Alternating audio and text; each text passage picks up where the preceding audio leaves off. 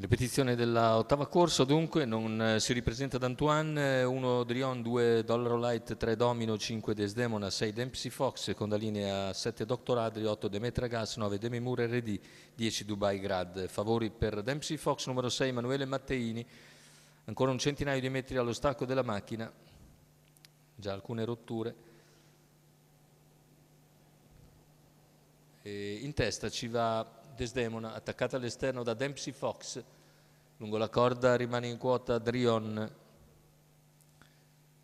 sulla curva Desdemona in vantaggio, Dempsey Fox in seconda posizione che numero 7 Drion, Dr. Adri squalificato, l'errore intanto di Desdemona lascia al comando numero 5 Dempsey Desdemona Fox, squalificato, che guida dunque dopo 300 metri di gara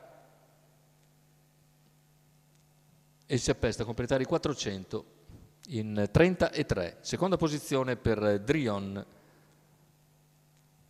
Più indietro vediamo Dubai Grad, che ha colto buona partenza dalla seconda fila, più che altro ha sfruttato gli errori altrui, e i cavalli stanno per completare intanto i primi 600 metri in 46,2, sempre condotti da Dempsey Fox. All'esterno prova a muovere Demetra Gas, che si porta in quarta posizione dopo un giro completato in 1:1:3. In vantaggio sempre Dempsey Fox, seconda posizione per Drion, poi in terza c'è Dubai Grad, in quarta Demetra Gas. Ha spostato intanto Dubai Grad, mentre Demetra non riesce a tenere il ritmo dei primi tre. Dubai Grad cerca di sopravanzare Drion, in vantaggio c'è sempre Dempsey Fox quando siamo al paletto dei 400 metri conclusivi, la frazione ora in 14,7, allunga il leader ma non demorde Dubai Grad, che si porta ora al sediolo del battistrada a contatto Drion. Cavalli al completamento della curva conclusiva con Dempsey Fox leader, Dubai Grad che ci prova ancora, Dempsey però è ripartito con una frazione in 15.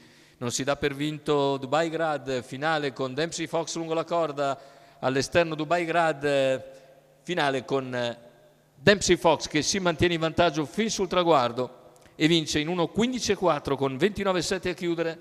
Il secondo posto per Dubai Grad che precede Drion.